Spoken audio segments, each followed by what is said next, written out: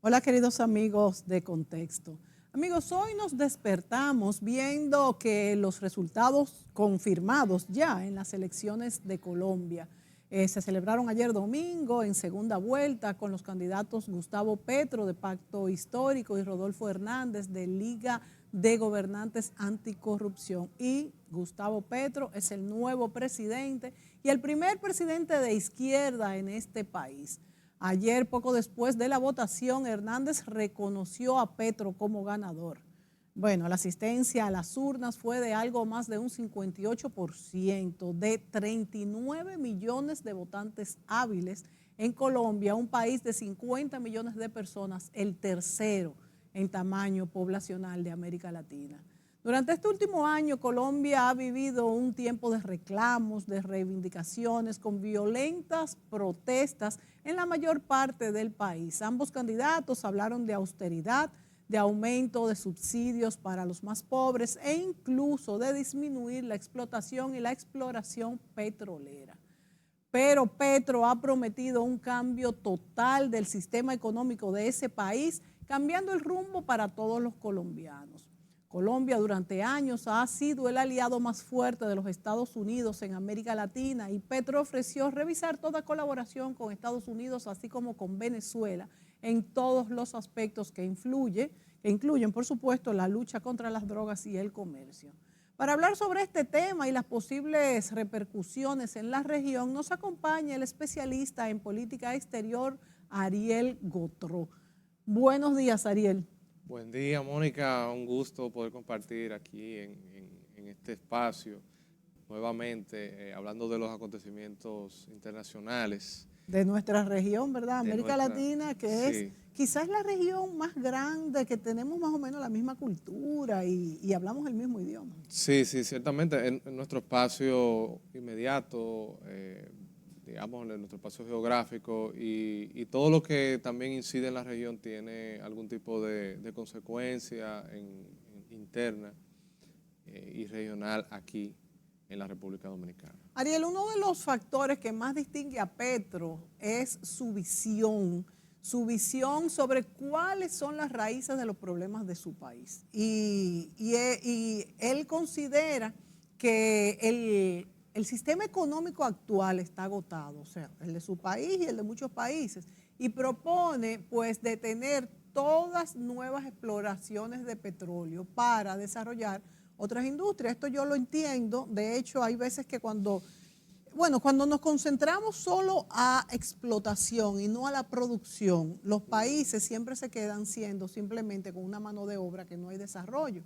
Y él considera que también tienen que ampliar los programas sociales e imponer mayores impuestos a los ricos, eso lo ha dicho. Ahora, algunos han comentado que el programa económico de Gustavo Petro, estuvo más detallado que el de Hernández, de hecho, pero él incluye tantos aspectos que quiere hacer que ven muy difícil su viabilidad porque los recursos no alcanzan para tantas propuestas. Por ejemplo, la propuesta de una transición energética acelerada, yo lo veo bastante difícil esto, porque esto va a dejar un vacío fiscal muy importante y él ofrece una reforma tributaria, leí ahí como de un 5.5%, pero eso es mucho dinero. O sea, ¿cómo crees tú que va a pasar en el contexto? No refiriéndonos primero a nada en específico, pero ¿cómo ves este resultado? Pues muy impulsado por el segmento más joven de la población, porque él ganó con los jóvenes y con las mujeres, pero en una sociedad muy polarizada, porque es verdad que tuvo más del 50% en segunda vuelta, pero el otro también tuvo un 47 y pico. Entonces, es una Sí, sociedad polarizada.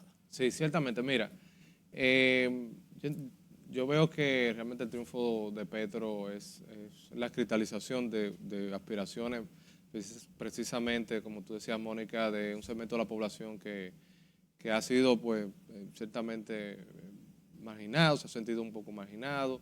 Por ejemplo, su vicepresidenta, que viene de esa minoría, ¿no? De una minoría afrodescendiente, de ese país que tiene un importante componente histórico y cultural. Ahora bien, dentro de lo que son las iniciativas, sus programas, sus proyectos, de un alto componente social, hay que realmente considerar algunos aspectos. Primero, un contexto de crisis mundial, de crisis ahora mismo energética incluso, de aumento del petróleo, $120 el barril de petróleo, teniendo en cuenta también el costo de los alimentos, la inflación y una posible presión alimentaria para lo que resta de año y el año que viene. Todos estos factores hay que tenerlos en cuenta a la hora de uno establecer políticas sociales, porque ¿qué sucede? Las políticas sociales y de redistribución son perfectamente manejables cuando uno crea las condiciones iniciales para poder redistribuir. Me explico. Asegurar en una primera etapa un periodo de estabilización económica, de alto crecimiento, 1 o 2 años, y luego tener una política de redistribución, pues garantiza más el poder cumplir con esas promesas. En un contexto de crisis y de recesión es muy difícil tú distribuir porque todo se concentra prácticamente en el gasto social, el crecimiento económico se ve afectado. Entonces, todos estos factores limitan la capacidad que tiene un gobierno de poder redistribuir socialmente el gasto. Es el primer reto que tiene. El segundo reto, tomar las relaciones primarias con sus principales socios, como Estados Unidos, que ha sido un gran aliado de Colombia en las últimas administraciones, con todo el tema del narcotráfico y el control también de lo que han sido los carteles y todo. Colombia ya es otro país en los últimos años, precisamente gracias a esa inversión amplia en seguridad, cooperación policial, militar y demás. Entonces, mantener eso es también otro de los retos que tiene por delante. Yo entiendo que todavía no hemos comenzado a ver cuál es la indicación que él va a dar, pero ciertamente se ha hablado incluso hasta de un replanteamiento del tema también del control del narcotráfico. Hay que ver qué va a pasar, pero esos serían de entrada los dos principales asuntos que tendría que manejar. Ariel habló de que el narcotráfico lo que ha hecho es hacer a los ricos más ricos y a los pobres más pobres. No sé cuál será la acción que él tomará contra el narcotráfico, porque también hay que entender que en el narcotráfico tenemos, pero eso más bien principalmente en Bolivia y en Perú, tenemos los cocaleros que nunca se adaptaron a la nueva legalidad ya vieja, ¿no? El principio del siglo pasado, de que la hoja de coca era prohibida. Pero yo creo que, no sé, como tú dices, no creo que él eche para atrás esto que ha ganado Colombia en cuanto al manejo del narcotráfico. Sí, porque ciertamente ha sido una política que ha rendido fruto. No ha sido solamente de Estados Unidos una política, sino también un consenso a lo interno de ese país, sí, que ha posibilitado un crecimiento robusto en los últimos años, una recuperación de algunos sectores que antes estaban pues muy afligidos, como el propio turismo. O sea, ya incluso hay muchos dominicanos que visitan Colombia debido a esa paz, a esa estabilidad pues democrática y la seguridad interna. Un tema que tú tocaste también de la transición energética, yo creo que eso es sumamente importante para la región, o sea, puede ser para Colombia, pero también para toda la región, puesto que nos abocamos en los próximos años a una revolución verde, a unas grandes inversiones en materia de energía renovable, generación renovable.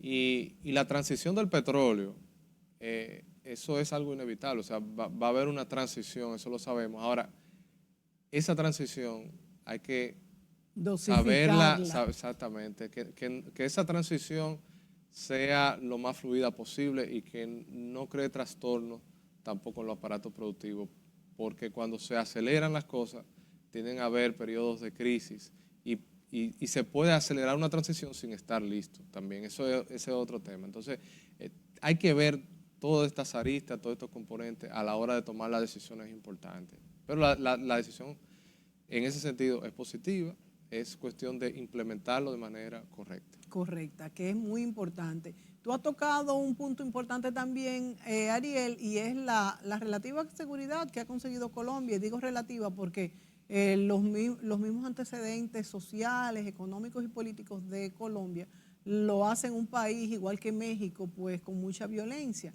Sin embargo, Colombia ha estado, que es lo que a muchos les asombra, creciendo a un nivel sostenido más que la media en la región. Sin embargo, ha tenido todas estas convulsiones sociales, pidiendo reivindicaciones y demás, y todo parece deberse a que hay un estancamiento, por ejemplo, en el ascenso social, que los jóvenes no consiguen trabajo fácil, que si naciste en una clase social es difícil que puedas ascender.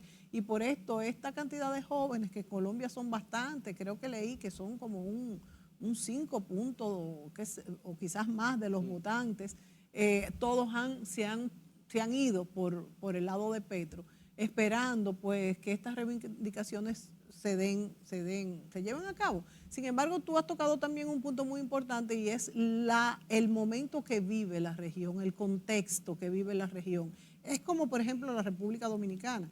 No estamos en el mejor momento, la región no está en el mejor momento, ni el mundo, porque nos vamos a Europa y es lo mismo, nos vamos a Asia y es lo mismo.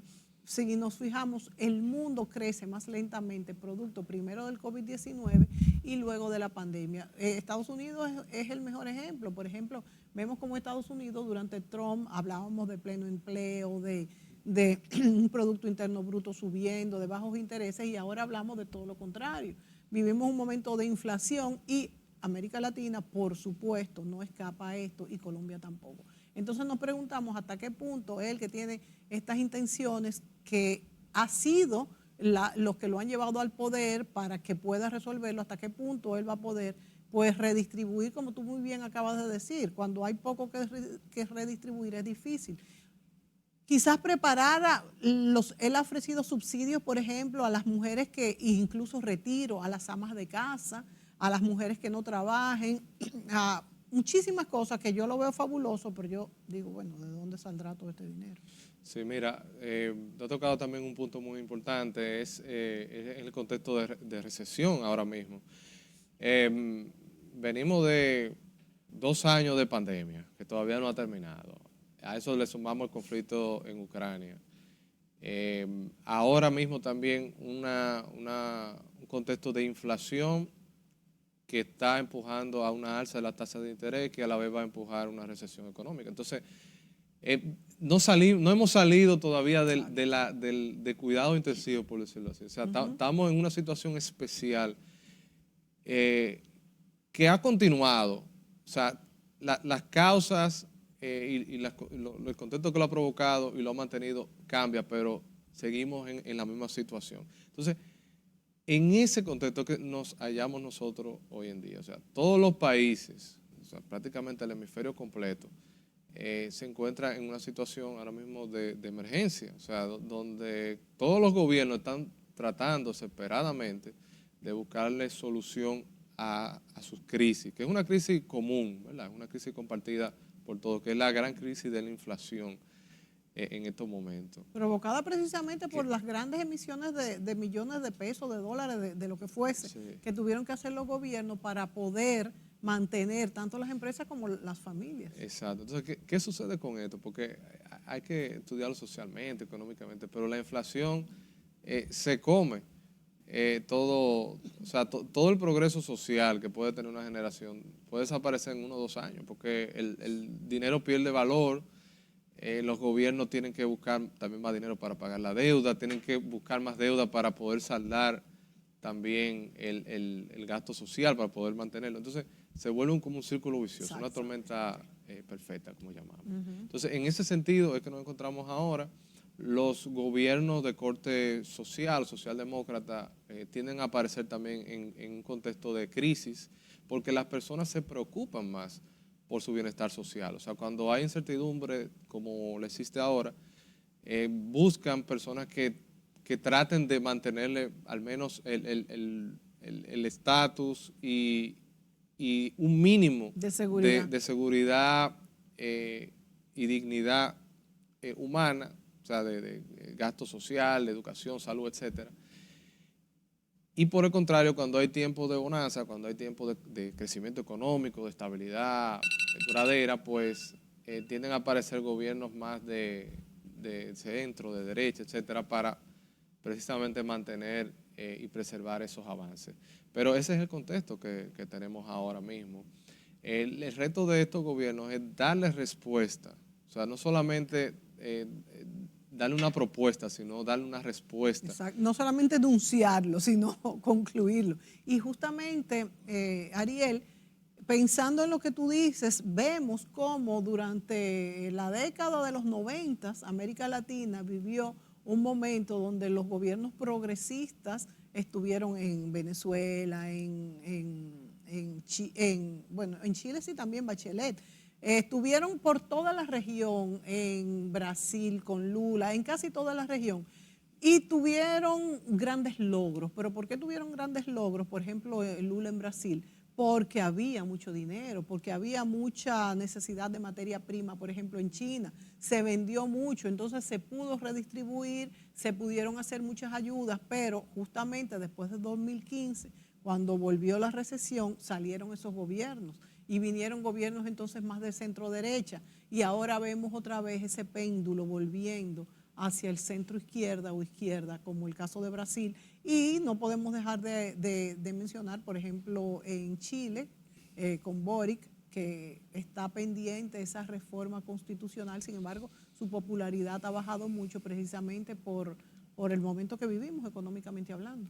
Sí, y mira, eso tiene un componente histórico que es sumamente interesante. El superciclo de la materia prima de 2000, 2002, 2007, 2008, que concluyó con el periodo de la Gran Recesión, posibilitó a muchos gobiernos sí, sociales demócratas, etcétera, tener un amplio gasto social. O sea, tenían los bolsillos llenos, podían tener programas, incluso como Petrocaribe en su momento, y otros que posibilitaron la ayuda social, el progreso social, no solamente en sus países, sino en otros países de la región. En ese contexto surge CELAC, surgen otras iniciativas, pero en el contexto que nos encontramos ahora, de una vuelta, como tú dices, de gobiernos progresistas y demás, es muy diferente al que existía en ese momento. O sea, en ese momento era un periodo de crecimiento, de bonanza, muchos países creciendo. Ahora nos encontramos en un contexto diametralmente opuesto, o sea, un contexto ya inflacionario, un contexto de bajo crecimiento económico, que si bien comparte con aquel periodo de ciertas preocupaciones sociales, amenazas y demás, ahora ya es una realidad. O sea, no es que hay una amenaza de recesión o de retroceso social, es que ya esto está aquí, o sea, ya prácticamente llegó primero que los propios gobiernos. Entonces, sí, exacto. Ahí es el gran reto y la gran expectativa que se crea con varios de estos gobiernos. O sea, te elijo a ti, tú tienes el mensaje, yo me identifico.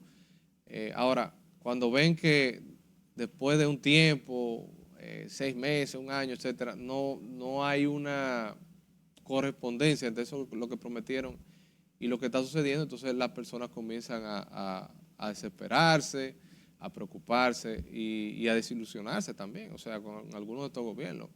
Por eso pierden popularidad muy rápido. O sea, hay gobiernos que han perdido popularidad en meses.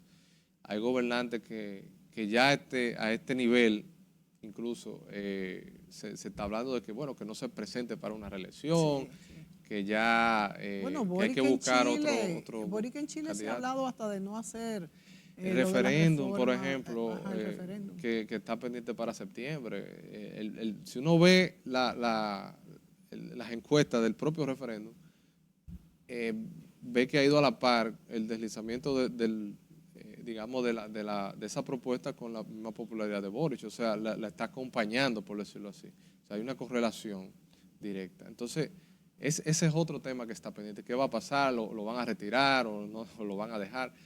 Esa es una de las grandes incógnitas.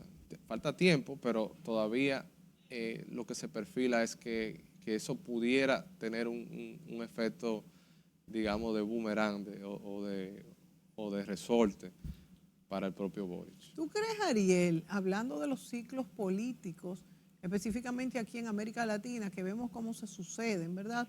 Es un tiempo para uno, es un tiempo para otro. ¿Tú crees que dado de que ambas tendencias, por así decirlo, tienen sus puntos fuertes, es positivo la alternancia de un gobierno de centro izquierda y un gobierno de centro derecha? Y hablo de centro porque los extremos sí que nunca son buenos.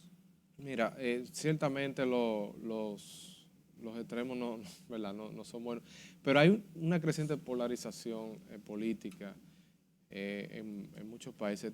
En los últimos años en la región ha habido cierta polarización, no podemos generalizar, pero son ciclos políticos, hay que entenderlo también de esa forma. Yo estoy de acuerdo que por lo menos 8 años es un periodo razonable, porque también tantos cambios, tanta volatilidad política, un gobierno 4 años de izquierda, otro de derecha 4 años después, no logra concitar un proyecto, no es suficiente tiempo y crea también incertidumbre en los agentes económicos, en la inversión extranjera y todo esto. Pero es hasta cierto punto razonable que luego de un periodo de alto crecimiento económico y de estabilidad política y social haya una redistribución social. Lo que no pueden hacer los gobiernos, en ningún gobierno en el mundo, es redistribuir lo que no tienen. O sea, si tú lo que estás es distribuyendo la pobreza, distribuyendo la mala calidad de vida, que al final eso repercute en tu propio proyecto político. Tú necesitas crear las bases de estabilidad, de crecimiento, y entonces luego concentrarte en la redistribución y no a lo inverso. Fíjate que Petro no le fue tan fácil, pues lo que se dice, ganarle a Hernández, a Rodolfo Hernández, porque Rodolfo Hernández fue un outsider de la política, un empresario de la construcción que llegó también en contra del establishment. Entonces, por eso tuvo tan pareja la elección. De hecho, se le adhirieron el que estaba segundo, el Gutiérrez. Sí, Federico Gutiérrez, que realmente él era el que estaba favorito para segundo. O sea, fue una sorpresa en el tema de que Hernández al final pasara y Gutiérrez se quedara. Un astro de las redes sociales. Sí, exacto, se sorprendió y bueno, y el alto porcentaje también que tuvo en el balotaje en segunda vuelta, que dicho sea de paso, que creó una polarización en la sociedad en Colombia. Interesante desde el punto de vista de análisis político, pero preocupante desde el punto de vista de la gobernabilidad, porque estuvieron bastante parejos. Sí. Y eso pues quiere decir que es una sociedad bien polarizada. Es peligroso. Bueno, ahí tenemos en pantalla al presidente electo, a Gustavo Petro, junto con su vicepresidenta, que es Marta Vázquez. Marta Vázquez es una mujer de mediana edad, que es afrodescendiente, que era una ex doméstica, una activista social, y también ella tuvo bastante arrastre con las mujeres y con los afrodescendientes, porque hizo pues mucho activismo político de género, igualdad, favorecen el aborto, de manera que ella sumó una minoría, pero que no es tan pequeña, ¿verdad? Y esto le dio como un sello de personalidad a lo que fue su campaña. Sí, ciertamente. El tener en cuenta, ¿verdad?, ese trasfondo social y el mismo Petro también, siendo que se destaca mucho, que fue guerrillero, etc. Sí. Ciertamente propulsó una propuesta diferente, ¿no? O sea, alternativa. De hecho, el primer presidente, no, porque dicen izquierdista, pero por lo menos de corte de izquierda, porque ya la izquierda como tal no es otra cosa, son gobiernos progresistas. Y justamente de eso quisiera etcétera. Que habláramos en el próximo segmento, de que cómo actúa la izquierda en un momento como el que vivimos. Nos vamos a la pausa y volvemos de inmediato.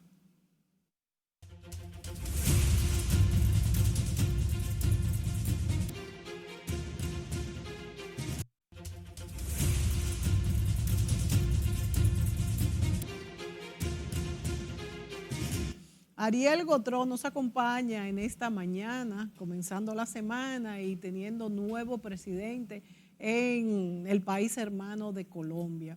Ariel Gotrón menciona pues un poco de la vida de Petro y para completar les voy a leer aquí un poco de lo que él ha sido. De 1984 a 1986, concejal de Zipaquira.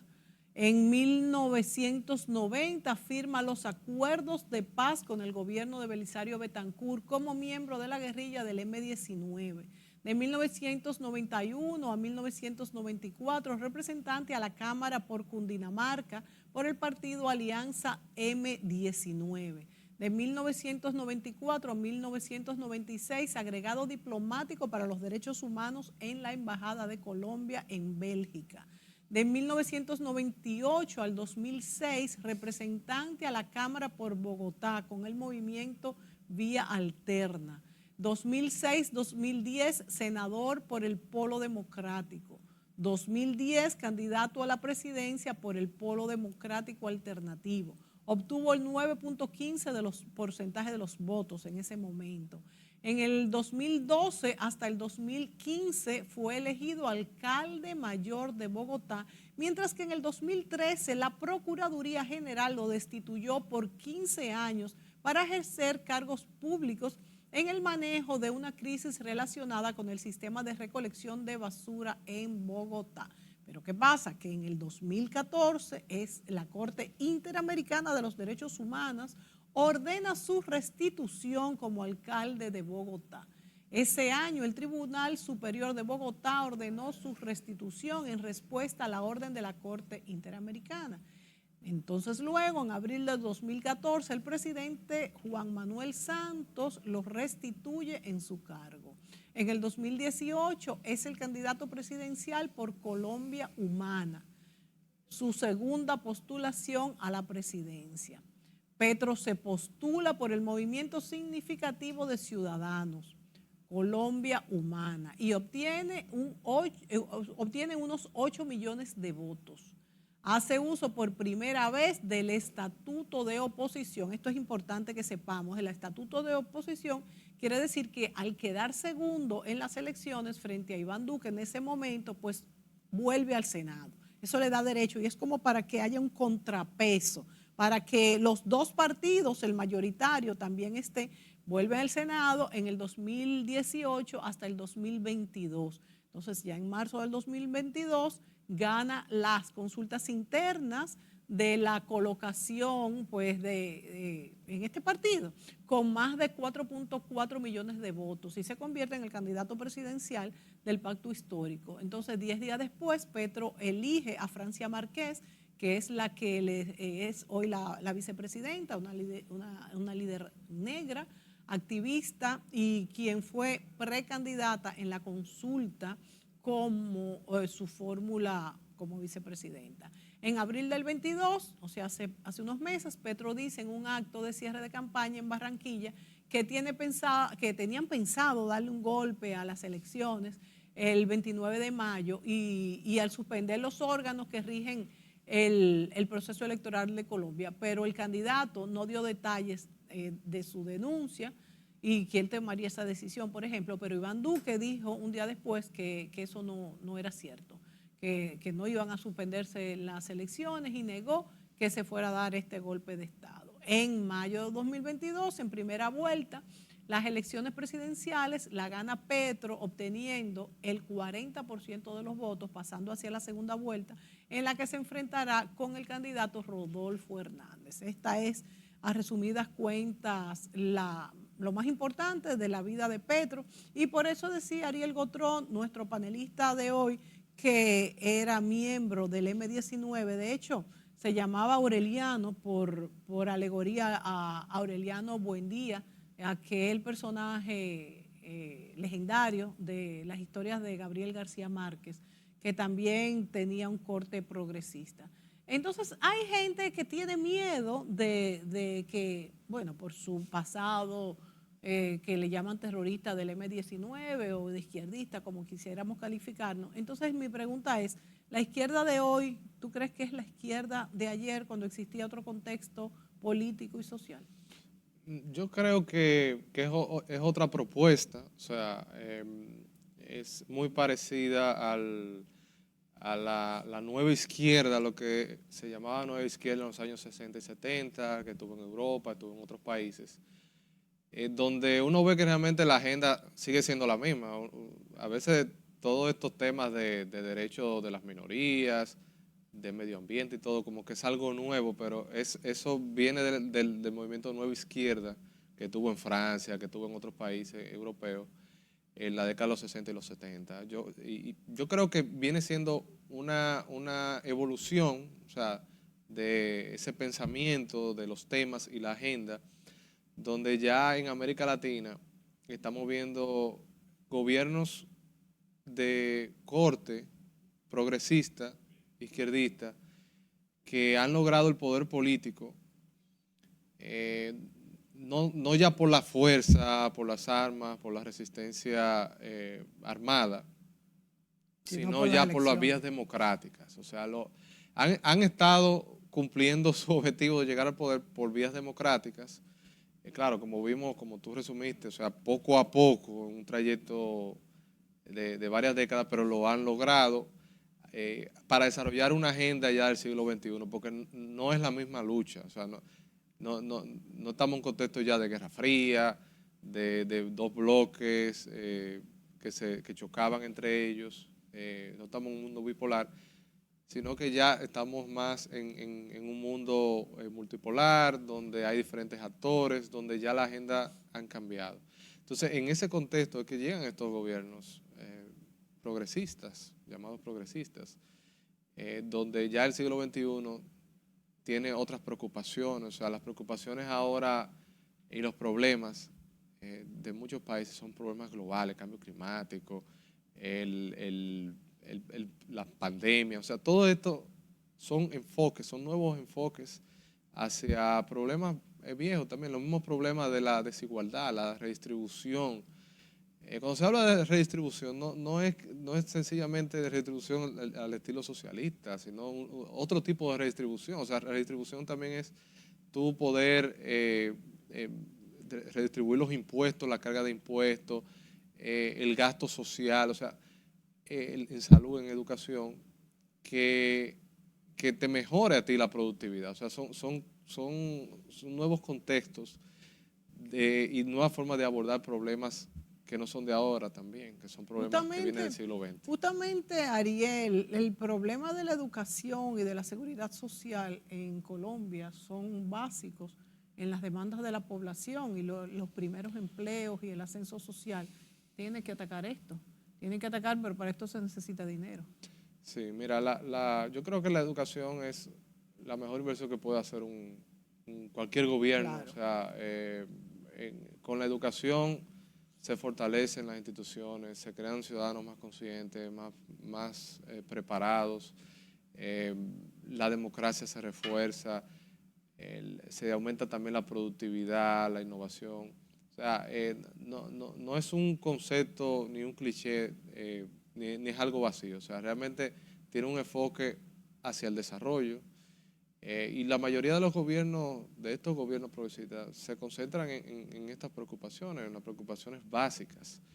Porque cuando llegan momentos también de crisis, de situaciones difíciles, por ejemplo la pandemia, golpeó tanto en algunos países más que en otros, porque no estaban preparados sus sistemas sanitarios. O sea, no estaban preparados para afrontar situaciones normales, pero cuando llega una pandemia, que es una crisis, una coyuntura crítica muy fuerte, entonces esos sistemas colapsan. Entonces, precisamente para prepararnos ante las próximas amenazas de la revolución tecnológica, de la pandemia, del cambio climático, se necesita invertir ahora en esos sectores que son prioritarios. Salieron a flote todos los problemas sanitarios de los países del mundo y de Latinoamérica en especial, que teníamos muchos problemas en el sistema sanitario. De hecho, en nuestro país también, a pesar de que se manejó muy bien la pandemia, desde el principio, uno de los países que mejor lo manejó, bueno, vimos por ejemplo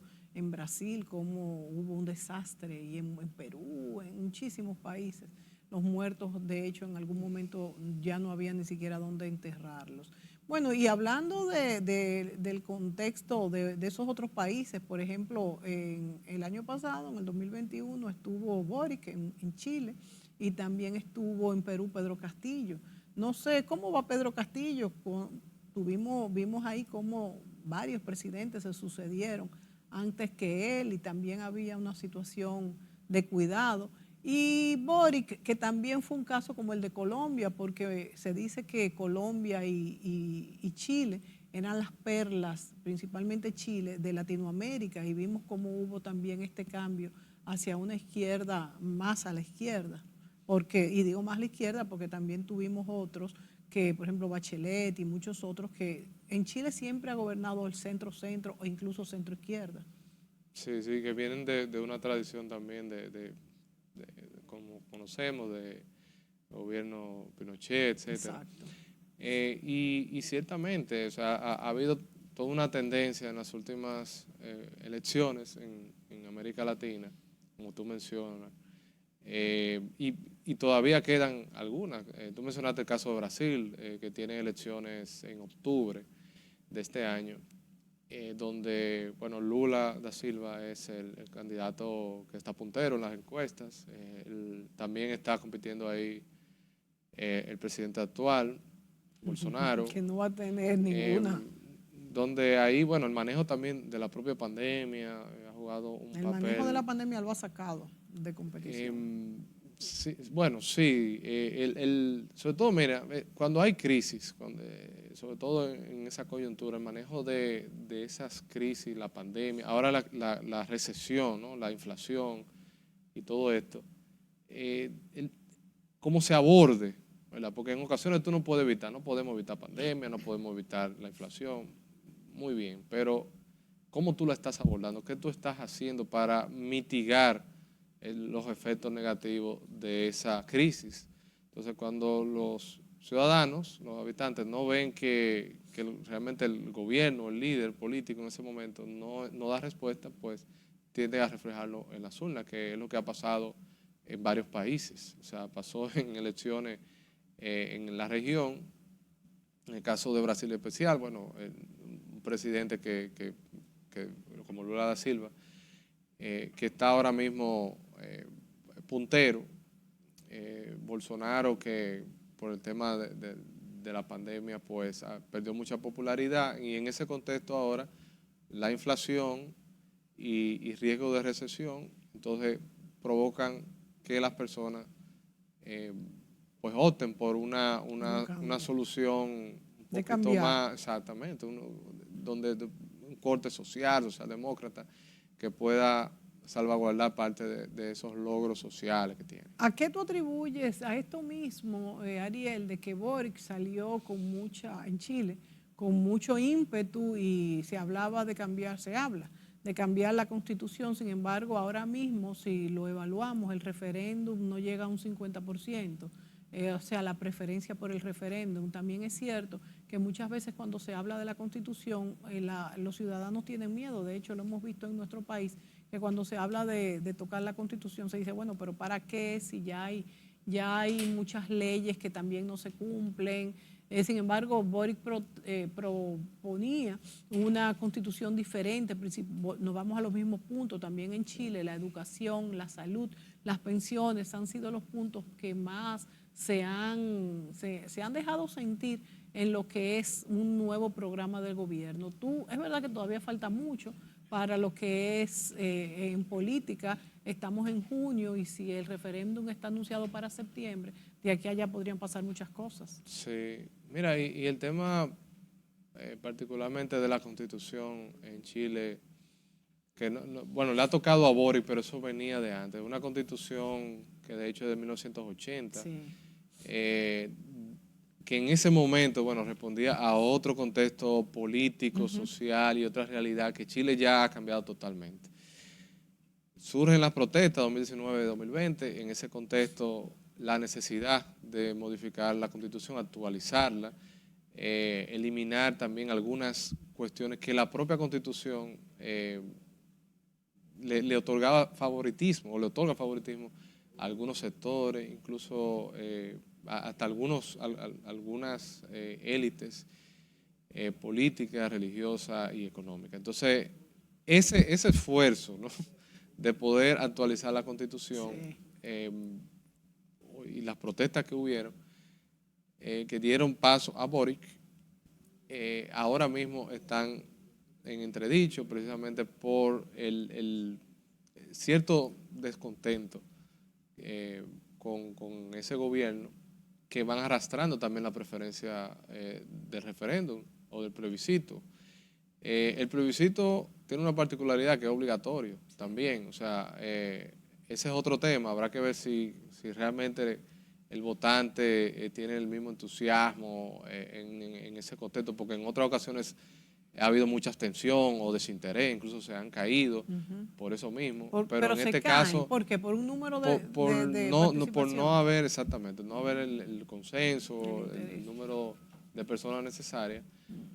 Pero entiendo como tú que hay mucho tiempo, todavía eso puede dar un giro. De Sí, aquí a eso septiembre puede dar un falta giro. mucho. Eso, 5 meses es muchísimo en política. Sí, sí, Y sí. mucho más para un tema que ha estado tan en la palestra. Y vuelvo a repetir que aunque, o sea, es una de los argumentos que más se utilizó para salir Boric. Sin embargo, las personas le tienen miedo cuando se tocan la Constitución, pero como bien dice Ariel, las sociedades son orgánicas, crecen, cambian, de manera que a veces hay que tocar las constituciones porque no hay otra forma de ajustarlas a un sistema de vida que es el que se vive ahora. Vivimos una realidad muy diferente a 1980 o mucho antes, pero también hay que entender que a veces se cuelan cosas que no deben de colarse. Otro punto también en ese sentido, y también lo hemos visto incluso en nuestro país, es que cuando hay vistas públicas, por ejemplo, las personas, la ciudadanía debe de acudir, pero ¿qué pasa? Que la ciudadanía está trabajando, está ocupada, puede ir una vez,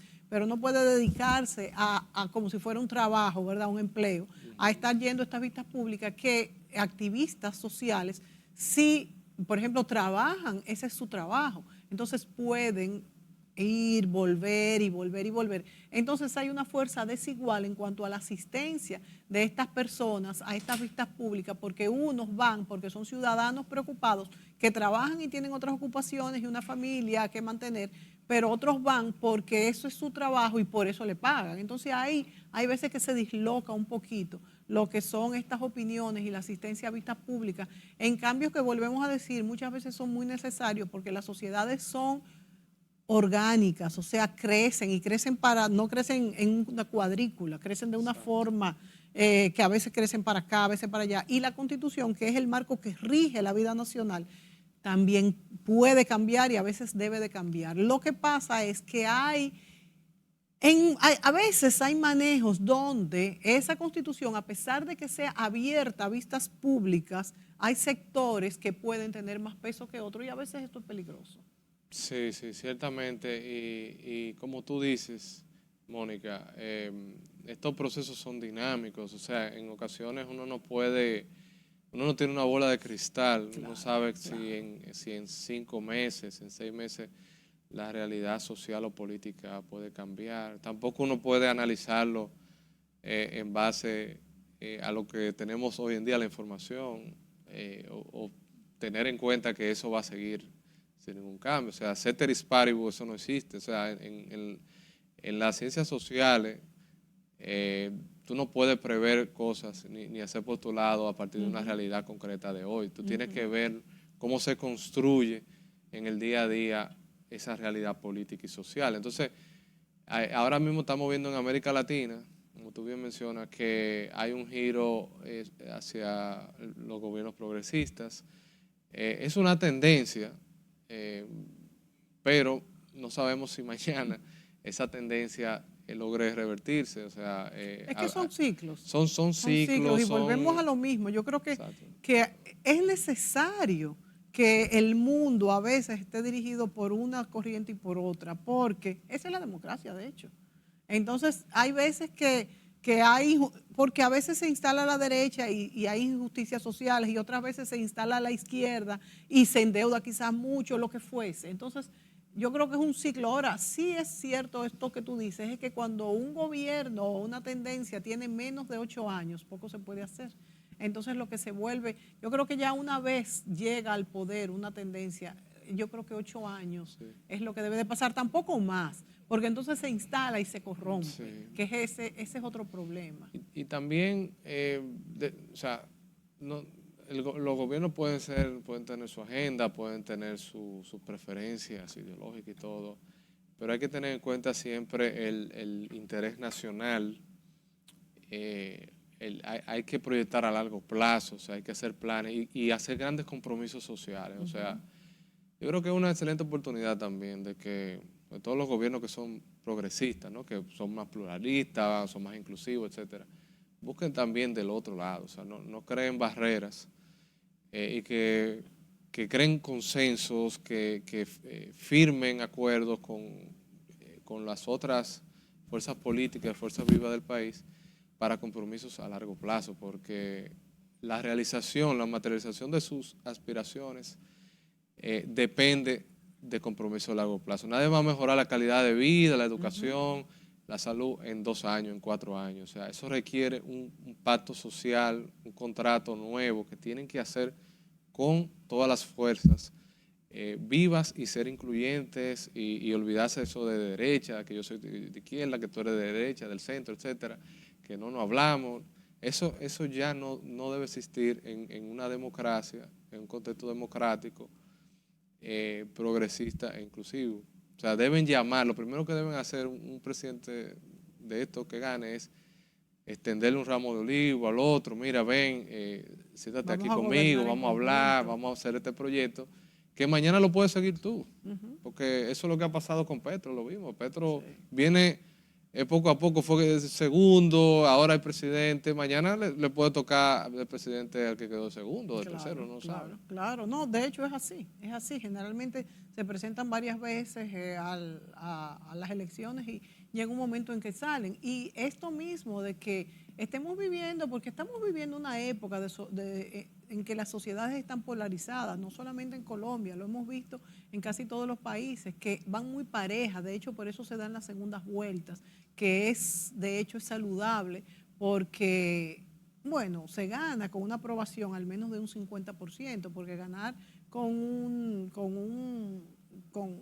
una diferencia pequeña no es muy válido. Entonces, esto propicia a los acuerdos entre las partes. Yo creo que tienen que ponerse de acuerdo, ha pasado en otros países, hay que hacer un gobierno conjunto y así la población se siente pues representada. Pienso que esto es muy importante, que de hecho vimos ahora que también este fin de semana que Macron en las elecciones de medio tiempo, no ganó, ganaron más las izquierdas y las derechas, y el que es centro quedó pues con mucho menos representación en el Congreso. Lo que sí queremos saludar es la elección de Leonor Carrois, que es la hija de nuestro amigo, el periodista dominico, vamos a decir dominico francés, en vez de decir francés dominicano, porque ya Michelle es parte de nosotros. Y Sí, sí. Amelia, su madre, es dominicana, de manera que estamos muy contentas con Sí, sí, sí. con esta elección. Sí, realmente es un gran logro. Y bueno, Dominico Francesa, miembro ahora ya de ese parlamento de ultramar, lo cual es interesante, ¿no? Porque en la región del Caribe hay muchas, o sea, hay grandes bloques, incluso hasta bloques comerciales que pueden unirnos, pueden Ella puede vincularnos. hacer una buena labor. Sí, sí, sí.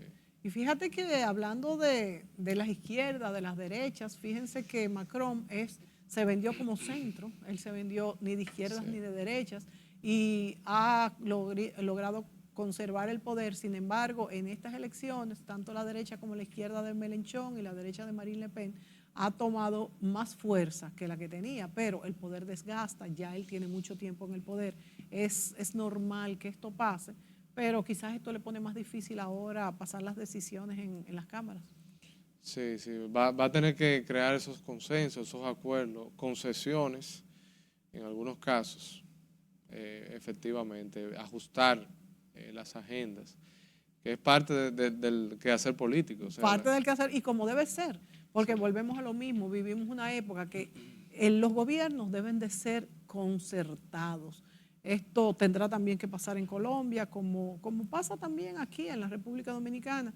Bueno, pues seguiremos analizando este panorama político más adelante, evaluando cuáles son las primeras iniciativas de Gustavo Petro en Colombia y viendo, dando un vistazo por toda Latinoamérica como en Chile, que está pendiente lo del el referéndum. Ariel Gotró estuvo con nosotros. Muchas gracias por acompañarnos.